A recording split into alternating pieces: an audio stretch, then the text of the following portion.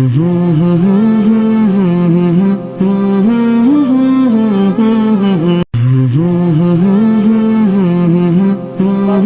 رہے؟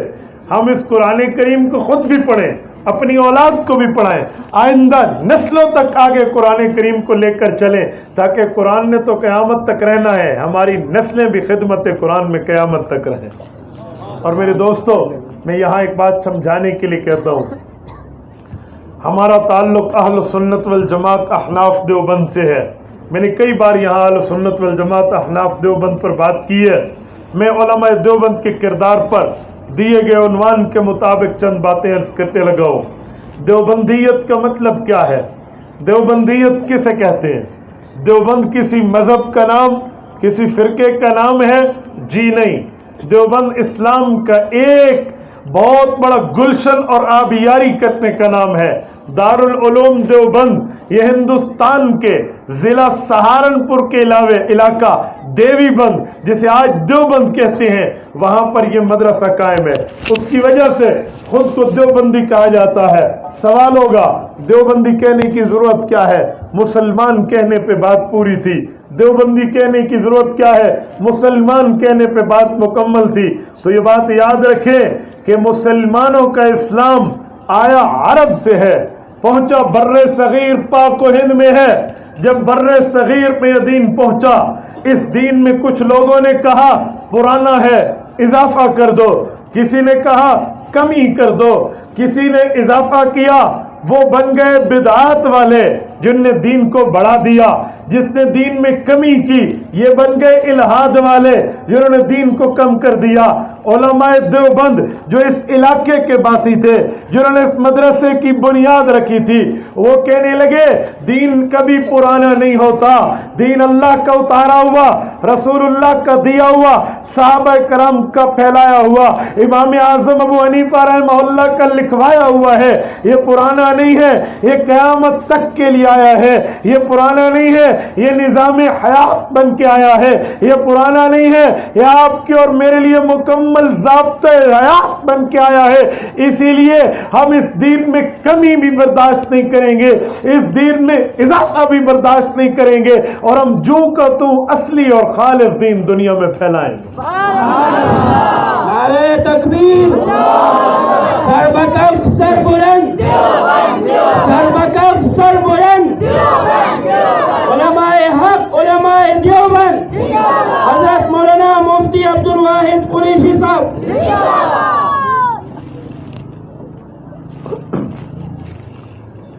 دیوبندیت خالص دین پھیلانے کا نام ہے، یہ کوئی مذہب نہیں ہے، یہ کوئی علاقہ نہیں ہے، یہ صرف علاقے کی بات نہیں ہے۔ اچھا، جب دارالعلوم دیوبند بنا اور ان کا یہ اعلان ہوا، اس کے بعد اگر کوئی آدمی اصلی دین سیکھنا چاہتا اور اصلی دین پھیلانا چاہتا تو وہ اپنی نسبت دارالعلوم دیوبند کی طرف کہہ خود کو دیوبندی کہتا۔ شاید آپ نے اور میں نے آج تک وہ دارالعلوم اپنی آنکھوں سے جا کے نہیں دیکھا، میں ابھی تک خواہش کے باوجود دارالعلوم دیوبند نہیں جا سکا، ضرورت و احتیاط کے باوجود نہیں جا سکا، آپ بھی نہیں جا سکے، لیکن آپ اور ہم خود کو کمراٹی نہیں کہتے، عقیدے میں دیوبندی کہتے ہیں۔ وجہ کیا ہے؟ ہم نے تو دیوبند نہیں دیکھا بھائی، اس کی ایک ہی وجہ ہے کہ جو خالص دین اللہ نے رسول اللہ پر اتارا، رسول اللہ نے صحابہ کو دیا، صحابہ نے اپنے شاگرد امام ابو حنیفہ کو پڑھایا، اور امام ابو حنیفہ نے لکھ کے دنیا میں پھیلایا، وہی دین جب ہندوستان میں آیا، کس نے کمی کی، کسی نے اضافہ کیا، جنہوں نے اصلی دین بتایا وہ دیوبند والے ہیں۔ ہم دیوبندی اسی لیے ہیں، ہم اصلی دین والے ہیں۔ اب علاقوں کی بات نہیں ہے، اب زمین کی بات نہیں ہے، اب ٹکڑے کی بات نہیں ہے، اب خالص دین بتانے، سنانے، پھیلانے والوں کا نام علماء دیوبند ہے۔ اچھا، میں ایک بات یہاں مزید سمجھانے کے لیے کہتا ہوں، دارالعلوم دیوبند نے کوئی ایک مسئلہ نہیں پکڑا ہوا لوگوں کی طرح، جیسے عام لوگوں نے ایک مسئلہ لیا ہوا ہوتا ہے، اس پہ عمل کریں تو وہ مسئلے والے مشہور ہوتے ہیں، اس کو چھوڑ دیں تو ان کا دین بھی گیا۔ دارالعلوم دیوبند کا یہ اعلان نہیں ہے، دارالعلوم دیوبند پورے دین کی بات کرتا ہے۔ کس کی بات کرتا ہے؟ بولیے بولیے، کس کی بات کرتا ہے؟ پورے دین کی۔ ہماری جماعت والے کہتے ہیں पूरे दीन पर चलने में कामयाबी है। सुने, ये अधूरे दीन में बोलते नहीं है, उधर वाले नहीं बोलते।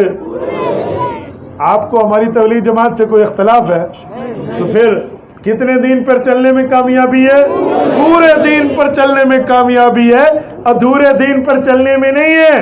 तो दारुल उलूम देवबंद का ऐलान है कि हम भी पूरे दीन के दाई हैं, अधूरे दीन के दाई नहीं हैं। और मैं यहाँ समझाने के लिए कहता हूँ, अल्लाह ने इस दारुल उलूम को वो मर्तबा दिया है, वो रुतबा दिया है कि इस जैसे रुतबे वाले कई आए और ये रुतबा न पा सके। एक शायर ने शेर में कहा है ना कि ये रुतबा बुलंद मिला जिसको भी मिल गया, ये रुतबा बुलंद मिला जिसको भी मिल गया। हर मुद्दई के वास्ते दारो रसन कहाँ, हर मुद्दई के वास्ते नहीं है, इसके लिए कुर्बानी चाहिए। और खुदा की कसम, दारुल उलूम देवबंद की बुनियादों में उलमाए देवबंद का खून शामिल है, मजाक नहीं है। शामली के मैदान में हुज्जतुल इस्लाम वल मुस्लिमीन बानी दारुल उलूम देवबंद हजरत इमाम मौलाना मोहम्मद कासिम नानोतवी, अल्लाह इसकी कब्र पे करोड़ों और रहमतें नाजिल फरमाए। हजरत नानोतवी की कुर्बानी शामिल है, हजरत नानोतवी का मैदान शामली के जिहाद का शामिल है, हजरत नानोतवी की रूपोशी शामिल है, हजरत नानोतवी की गिरफ्तारी शामिल है, हजरत मौलाना रशीद अहमद गंगोही की फकाहत शामिल है, हाजी आबिद हुसैन का तकवा शामिल है, शाह रफीउद्दीन की मेहनतें शामिल है, मुल्ला महमूद की उस्तादी शामिल है, महमूदुल हसन तालिब इल्मी शामिल है। इन सब ने मिलके इखलास के साथ तहज्जुद के मुसल्लों पर बैठकर मैदान कारज़ार में तलवार चलाकर दुश्मन की आंखों में आंखें डालकर इल्मी चश्मे और फव्वारे दुनिया में आम करके तकवा इखलास और लिल्लाहियत की बुनियाद पे दारुल उलूम देवबंद कायम किया। ये मजाक नहीं है। इस पर एक मैं जुमला आपको कहूँ, मौलाना शाह रफीउद्दीन रहमतुल्लाह जो दारुल उलूम देवबंद के मोहतमी में अव्वल हैं, रात को सोए हैं और ज़ियारत रसूल से मुशर्रफ होते हैं। हुज़ूर पाक अलैहिस्सलाम की ख़ाब में ज़ियारत हुई और आप और हम मुसलमानों का अक़ीदा और नज़रिया है। हुज़ूर पाक ने फरमाया, मर रआ फिल मनामी फ़क़द रआनी फ़इन्न शैतान ला यतमस्सलु बी। फरमाया जिसने ख्वाब में मुझे देखा तो उसने मुझे देखा, शैतान मेरी शक्ल इख्तियार नहीं कर सकता। हज़रत रफ़ीउद्दीन फरमाते हैं, अल्लाह के रसूल के हाथ में एक छड़ी है, एक स्टिक है, एक आसा है, एक डंडा है। हुज़ूर पाक अलैहिस्सलाम ने यूँ एक गोल दायरा मारा और मुझे कहा कि ये गोल दायरा है, इधर मदरसा बना लो। आप अलैहिस्सलातु वस्सलाम का ख्वाब ख़त्म हुआ। हज़रत शाह रफ़ीउद्दीन सुबह उठे हैं तो नमाज में मसरूफ़ हो गए हैं। अब किसने सोचा होगा कि जो ख्वाब था क्या वो बतौरे अल्लाह की कुदरत वो वाकई निशान बन चुका होगा? किसने सोचा था? कहते हैं मैं उस जगह पे गया जिस जगह पे हुज़ूर पाक अलैहिस्सलाम ने रात निशान लगाया था, तो मैं अपनी आंखों से देख रहा हूँ वो निशान वाकई मौजूद है, उस पर मदरसा कायम है। आज उस जगह का नाम है नौ दर्रा, उसे नूर दर्रा भी कहते हैं, नौ दर्रा भी कहते हैं। 9 सुराखों पर मुश्तमिल वो नूर दर्रा मौजूद है। पूरे दारुल उलूम देवबंद में एक जगह है, जिस तालिब इल्म को सबक याद ना हो वो वहाँ चला जाए और उधर बैठ कर किताब खोले, जब किताब बंद करते हैं अल्लाह ज़हन में वो सबक उतार देते। इसीलिए दारुल उलूम देवबंद के तराने में ये शेर शामिल है कि खुद साकी कौसर ने रखी मैं खाने की बुनियाद यहाँ। रसूलुल्लाह सल्लल्लाहु अलैहि वसल्लम, मैं खाना का माना जिस जगह जामे शरीयत पिलाया जाए, ये वो मैं खाना मुराद है। फरमाया खुद साकी कौसर ने रखी मैं खाने की बुनियाद यहाँ, तारीख मुरतब करती है दीवानों की रोदाद यहाँ। और मेरे दोस्तों, अल्लाह ने दारुल उलूम देवबंद को एक उस्ताद एक शागिर्द से चलाया था। उस्ताद का नाम है मुल्ला महमूद, शागिर्द का नाम है महमूद हसन। यहाँ पर अलिफ लाम नहीं है अल हसन पे, महमूद हसन है। लोग इसको महमूदुल हसन कहते हैं। हज़रत शेखुल हिंद के नाम में अल हसन पे अलिफ लाम नहीं है, मुज़ाफ इलैह मुअर्रफ बिल लाम नहीं है, ये महमूद हसन है।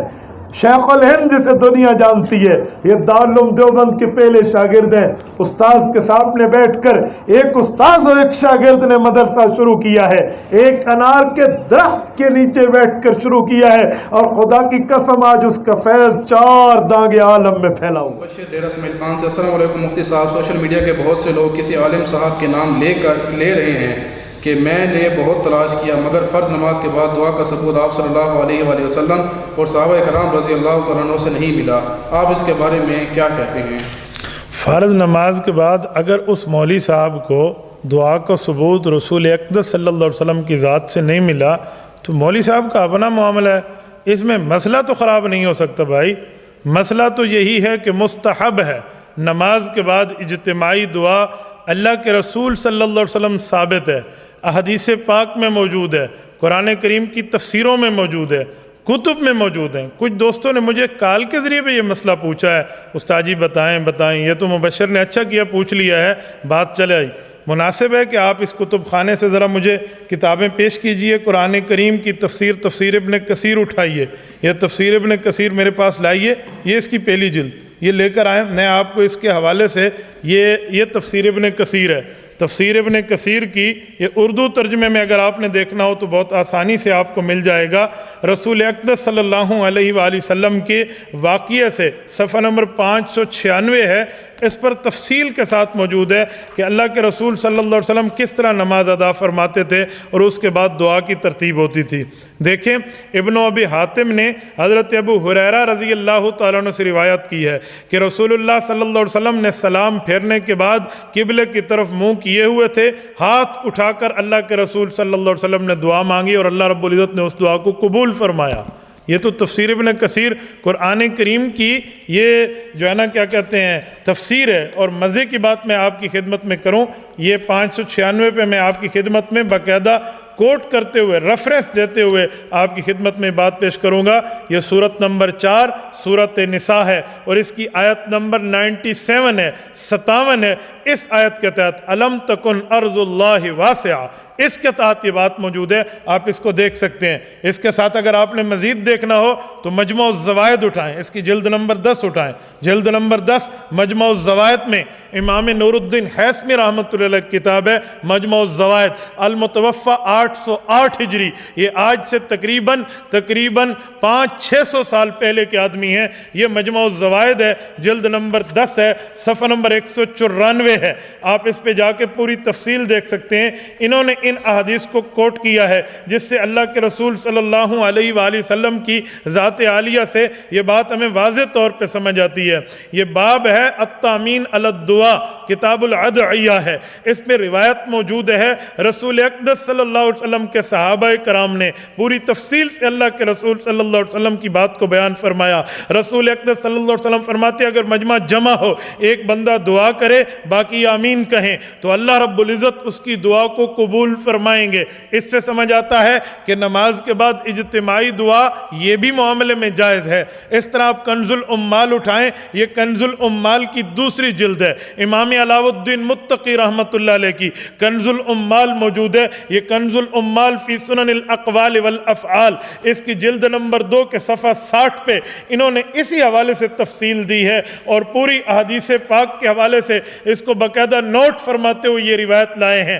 سیدنا انس ابن مالک رضی اللہ تعالیٰ عنہ سے مروی ہے کہ رسول اقدس صلی اللہ علیہ وآلہ وسلم کا فرمان عالی شان وہ لاتے ہوئے کہتے ہیں ما من عبد مؤمن آدمی یبسط کفیہ فی دبر کل صلاۃ، جب مسلمان آدمی فرض نماز کے بعد اپنے ہاتھوں کو رب العزت کے سامنے پھیلاتا ہے اور اللہ سے مانگتا ہے، اللہ رب العزت اس کی دعا کو قبول فرماتے ہیں۔ اس سے سمجھ آیا اکابرین علماء دیوبند کا نماز کے بعد اجتماعی دعا کی ترتیب بتانا یہ بالکل ٹھیک ہے۔ اگر اس پر مزید دیکھنا ہو محدث کبیر مولانا سید یوسف بن نوری رحمہ اللہ، میں 2 آل رسول پیش کر رہا ہوں۔ مولانا سید انور شاہ کشمیری رحمہ اللہ آل رسول ہیں، اولاد علی ہیں، اور جو ہے نا کیا کہتے ہیں آل رسول ہیں، اولاد علی ہیں۔ حضرت مولانا سید یوسف بن نوری اولاد علی ہیں، محدث جلیل ہے، جامعۃ العلوم علامہ بن نوری ٹاؤن کراچی کا بانی ہے،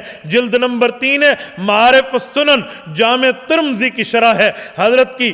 کاش یہ مکمل ہو جاتی، یہ جتنے تک حضرت زندہ رہے اتنے تک چھپی، بعد میں ان کی وفات ہوئی تو آخری جلدیں نہ چھپ سکیں۔ آپ اس کو دیکھتے آپ کو سمجھ آتی۔ یہ جلد نمبر 3 کی صفحہ نمبر 122 اور صفحہ نمبر 123 ہے، یہ اس پر پوری تفصیل دیتے ہوئے اور کئی صفحے اس پر لکھتے ہیں کہ علماء دیوبند کی یہ ترتیب رسول اقدس صلی اللہ علیہ وسلم کی زندگی سے ثابت ہے۔ آپ اس کو باقاعدہ دیکھ سکتے ہیں، وہ اس پر تفصیل دیتے ہیں اور تفصیل دیتے ہوئے روایات جمع کرتے ہیں، کل تو کہہ کر اس پر اپنا فیصلہ دیتے ہیں۔ فرماتے ہیں حدیث پاک میں موجود ہے، رسول اقدس صلی اللہ علیہ وسلم فرماتے ہیں، اور روایت عبداللہ بن زبیر لائے ہیں کہ ایک بندے نے نماز میں دعا شروع کی، حضور پاک کے صحابی فرمانے لگے جی نہیں، اللہ کے رسول کا یہ طریقہ نہیں تھا، رسول اللہ کا طریقہ تھا نماز سے فارغ ہوتے ہاتھ اٹھاتے پھر دعا کو شروع کر دیتے۔ یہ مجموع الزوائد کی روایت لائے ہیں۔ اس کے ساتھ ایک روایت سیدنا ابو ہریرہ رضی اللہ عنہ سے لائے ہیں، حضرت ابو ہریرہ فرماتے ہیں اللہ کے رسول نے نماز کا سلام پھیرا،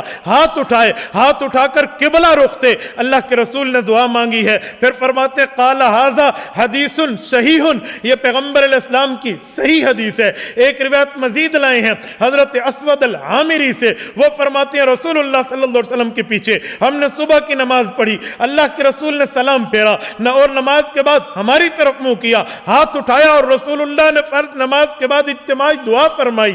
اس کے بعد یہ صحیح حدیث لا کر امام ذہبی اس کو صحیح کہہ کر آگے ایک اور روایت لائے ہیں۔ اس روایت میں وہ رسول اقدس صلی اللہ علیہ وسلم کا عمل نقل فرماتے ہیں۔ حضرت انس نے فرمایا اللہ کے رسول نے فرمایا بندہ مومن ہاتھ پھیلائے ہر فرض نماز کے بعد رب العزت سے دعا مانگے، رب قبول فرماتے ہیں۔ طبرانی سے ایک روایت محدث یوسف بن نوری حضرت ابن عمر رضی اللہ عنہما کے واسطے سے لائے ہیں، حضور پاک علیہ السلام نے نماز صبح پڑھائی، اس کے بعد قوم کی طرف منہ کیا، اللہ کے رسول نے دعا مانگی، اجتماعی صیغے سے مانگی، اللہم بارک لنا فی مدینتنا وبارک لنا فی مدنا وسائنا، میرے مولا میرے مدینے کو بابرکت بنا دے، میرے صحابہ اور میرے امتیوں کے لیے بابرکت بنا دے، میرے مولا ہمارے ناپ تول کے برتنوں میں اور ناپ تول کے اوزان کی چیزوں میں اور وزنوں میں برکت عطا فرما دے۔ نماز کے بعد اجتماعی دعا صحابہ کی طرف منہ کر کے ابن عمر فرما رہے ہیں، اور روایت لانے والے دو سادات ہیں، آل رسول ہیں، اولاد علی ہیں، اس سے آپ اندازہ لگائیں۔ ایک روایت مزید لا کر کہتے ہیں ہمارے تمام علماء کرام نے یہ جو کام کیا ہے یہ اس بات پہ دلیل ہے کہ یہ کام مستحب ہے، مستحب سمجھ کے اس کو کرنا چاہیے۔ یہ پوری روایت محدث یوسف بن نوری رحمہ اللہ اس پہ لاتے ہیں۔ لائیے بانی پاکستان کے ساتھی حضرت مولانا ظفر احمد عثمانی کی اعلاء السنن ہے، اس کی جلد نمبر 2 ہے۔ اعلاء السنن میں حضرت مولانا ظفر احمد عثمانی حضرت تھانوی کے بھانجے نے تو انتہا کر کے رکھ دی ہے، صفحہ 993، صفحہ 999، صفحہ 1004، یہ پوری تفصیل سے لائے ہیں۔ میں آپ کی خدمت میں کیا تفصیل پیش کروں، میں ہیڈ لائنز آپ کی خدمت میں پیش کرتا ہوں تاکہ اس سے آپ اندازہ لگائیں کہ یہ کس طرح ثابت ہے اور پیغمبر صلی اللہ علیہ وسلم کے صحابہ کے عمل سے ثابت ہے۔ وہ اس پر روایت لاتے ہوئے یہ تفصیل دیتے ہیں، رجالہ ثقات، کہتے ہیں جو حدیث لا رہا ہوں اس کے راوی بڑے مضبوط ہیں، حدیث بالکل ٹھیک ہے، اور حدیث پاک لائے عبداللہ بن زبیر کے واسطے سے، فرمایا اللہ کے رسول جب نماز کا سلام پھیرتے ہاتھ اٹھاتے اور دعا ارشاد فرماتے۔ اس کو امام بخاری کے استاد امام ابن ابی شیبہ نے بھی نقل فرمایا ہے، محدث کبیر، فقیہ کبیر، مفسر کبیر حضرت علامہ جلال الدین سیوطی رحمہ اللہ نے پورا رسالہ لکھ کر نقل فرمایا ہے، امام طبرانی نے نقل فرمایا ہے۔ پھر آگے چل کے اسی پر ایک روایت مزید لاتے ہوئے کہتے ہیں کہ ہاتھ اٹھا کر فرض نماز کے بعد دعا کرنا یہ ظاہراً مستحب ہے، اس پر صحیح حدیث موجود ہے۔ آگے مزید تفصیل دیتے ہیں فثبت ان الدعاء مستحب بعد كل صلاة مکتوبہ متصلا بها برفع الیدین، کہتے ہیں ہماری ان دلائل سے بات ثابت ہو گئی کہ نماز کے بعد ہاتھ اٹھا کر فرض نماز کے فوری بعد ہاتھ اٹھا کر اکٹھی دعا مانگنا یہ مستحب ہے۔ آپ کو نظر نہ آئے میں آپ کو دکھا دیتا ہوں، یہ دلائل موجود ہیں، یہ ان کی باتیں موجود ہیں۔ اس طرح اگر آپ نے دیکھنا ہو میں اس سے عظیم شخصیت لانے لگا ہوں، صوفیوں کا امام لانے لگا ہوں، حکیم الامت مولانا اشرف علی تھانوی حکیم الامت بھی ہیں، مجدد الملت بھی ہیں، ہزاروں کتب کے مصنف بھی ہیں۔ رب العزت نے ان کو وہ رتبہ دیا ہے، اس جیسا رتبہ مجددوں میں کسی کو ملتا ہے۔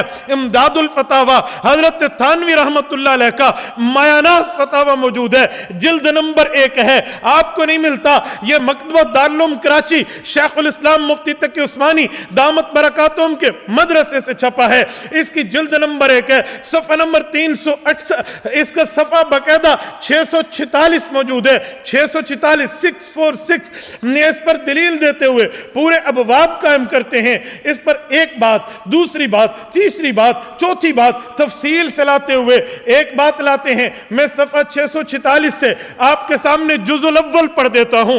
हज़रत थानवी रहमतुल्लाह अलैह इस पर तफसील देते हुए इरशाद फरमाते हैं कि बंदे मुमिन हाथ उठाए, फ़र्ज नमाज के बाद उठाए, अल्लाह के सामने फैलाए और दुआ मांगे, रब्बुल इज़्ज़त इसकी दुआ को कबूल फरमाते हैं। सुनो, इन दलाइल के बाद मैं कहता हूं दुआ मांगना मुस्तहब है। जो मांगता है बहुत अच्छा करता है, नेकी का काम करता है, अच्छा काम करता है। जिसको नहीं मिली वो अपने मुताले पे गौर करे, जिसको नहीं मिली वो अपने लाइब्रेरी पे गौर करे, जिसको नहीं मिली वो अपने दलाइल पर गौर करे, फिर जाकर बात करे। हाँ हाँ, ये बात भी समझे, हम इसे फर्ज नहीं कहते, इसे वाजिब नहीं कहते, इसे लाजमी नहीं कहते, ना करने वाले को बिद्ती नहीं कहते, लेकिन एक अच्छा अमल कहते हैं, मुस्तहब अमल कहते हैं, मुनासिब अमल कहते हैं। हमें अल्लाह से ज़रूरत है, हम मांगेंगे। मेरे भाई तुझे नहीं चाहिए तो तू न मांग। मैंने आपके सामने चंद बातें अर्ज कर दी हैं। अल्लाह आपको और हमें सिराते मुस्तकीम अता फरमाए। मेरे मकसद किसी को नीचा दिखाना नहीं है, मेरा मकसद दलाइल को वाज़े करना है। बात की जाए तो पूरी की जाए, सच बोला जाए तो पूरा। आधा सच बोलना पूरे झूठ से ज्यादा खतरनाक होता है। पूरा सच बोलो। मैंने दोनों तरफ की बात कर दी है। जज़ाकुमुल्लाह ताला।